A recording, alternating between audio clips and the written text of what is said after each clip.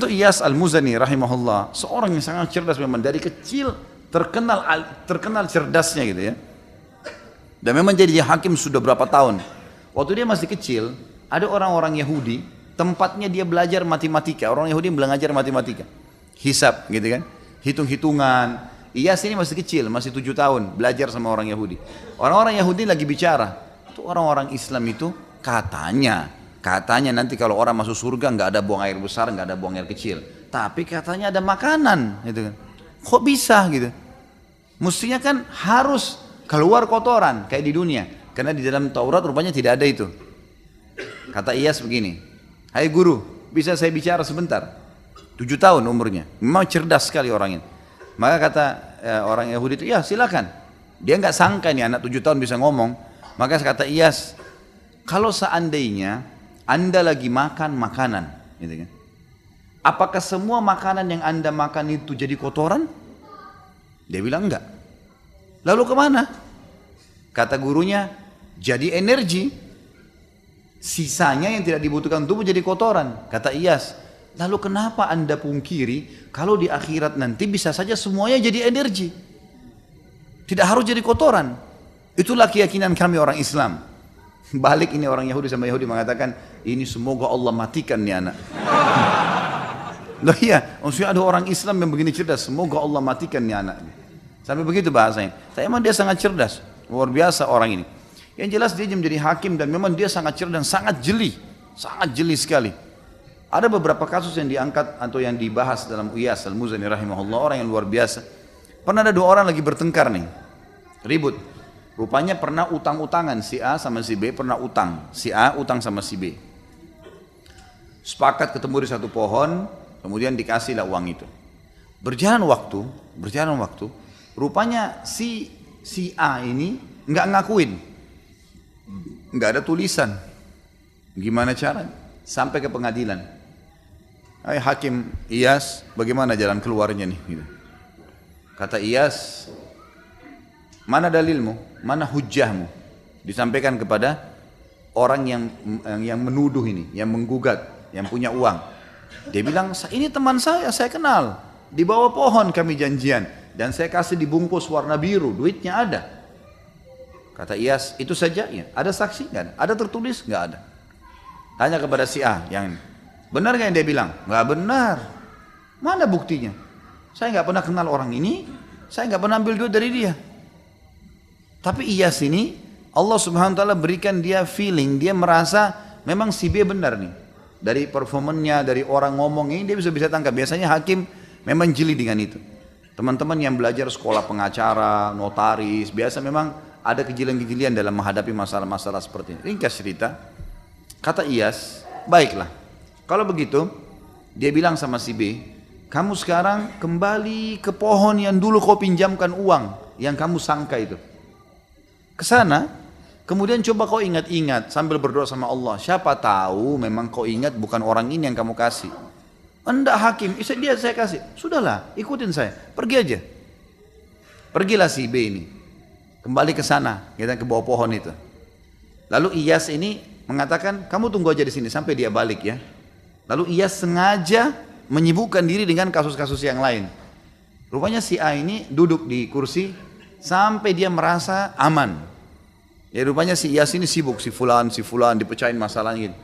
Waktu Iyas lihat dia sudah sangat nyaman duduk, Iyas tiba-tiba balik bertanya kepada orang itu mengatakan, hai fulan si A, temanmu sudah sampai belum di pohon sana? Dia bilang belum. yang tadi punya masalah ini, dia bilang belum. Kata Iyas, semoga Allah bunuh kau. Katalah Allah, berarti kau benar tahu kalau itu pohon itu ada, gitu kan? Jadi tadi dibuat dia aman dulu, baru tiba-tiba Iyas bertanya, temanmu kira-kira sudah sampai belum? Gitu. Dia bilang belum. Gitu. Ini kayaknya yang lain tidak ngerti ceritanya. Makanya harus belajar cerdas tuh. Yang jelas banyak kasus-kasus seperti itu. Tapi mereka sangat hati-hati. Pernah satu kasus yang lain adalah ada 2 orang zaman dulu kalau musim dingin, mereka masuk ke sebuah tempat namanya hammamat. Ini seperti tempat permandian umum. Orang berendam di air panas, laki-laki sama laki-laki biasanya. Itu umum dipakai laki-laki. Ada satu orang rupanya dia pakai jubah, bantal dingin baru. warnanya merah, digantung sama dia. Ada orang datang, yang lain lagi satu, pakai jubah warna hijau sudah tua, mandi sama-sama berendam. Rupanya yang pakai mantel hijau ini pencuri. Waktu dia lihat mantel bagus di sebelahnya, mahal, gitu kan, ini dari bludru, maka kemudian dia pun mengatakan, dia pun keluar dari tempat mandi itu, berendam itu sebelum orang ini bangun, kemudian dia langsung ngambil jubah warna hijau, warna merah, kemudian dia pergi. Yang punya jubah hijau ini lihat, yang punya jubah merah lihat, ini jubah saya diambil, kemudian dia keluar, dia pakai jubahnya dia, karena dia tahu orang ini yang ambil tadi. Ngerti nggak ini? Jangan saya cerita terus nggak ngerti.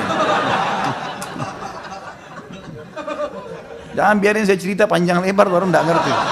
Ngangguk-ngangguk saja. Ala kulli hal, sekarang akhirnya si mantel ini berubah.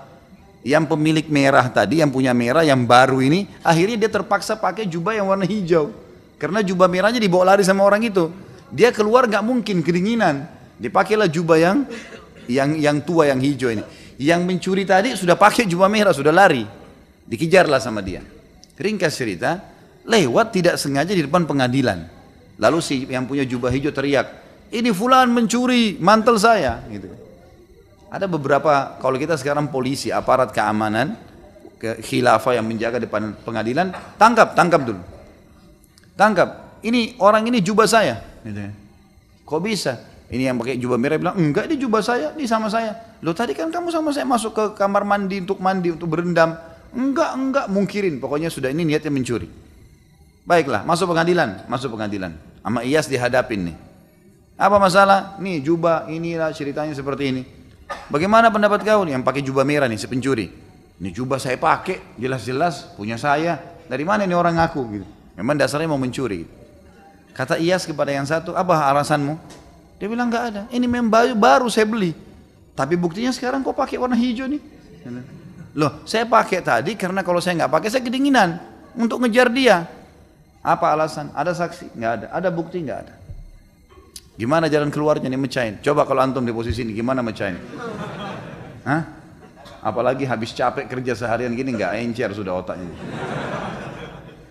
Iyas rahimahullah punya ide gitu. Maka rupanya dia tanya kepada orang yang punya jubah merah, jubah ini kenapa kau beli? Bilang saya suka sekali. Harganya berapa? Harganya 200 dirham. Mahal sekali jubah ini. Kau sayang sama jubah ini? Sayang. Baiklah. Itu saja pertanyaan saya. Ditanya yang satu nih, yang sudah lagi pakai jubah merah. Berapa kau beli jubah ini? 200 dirham. Ikutin situ. Karena dia tidak tahu harganya kan gitu. Kau sayang jubah ini? Sayang jubah ini. Baiklah kalau gitu. Sekarang untuk membuktikan, saya akan ambil sebuah alat. Diambil seperti alat tapi dari besi, itu untuk hancurin benda biasanya. Bukan pedang juga, tapi ada seperti sisir kalau kita sekarang, tapi tajam-tajam gitu ya. Itu untuk menghancurin daging, hancurin apa gitu.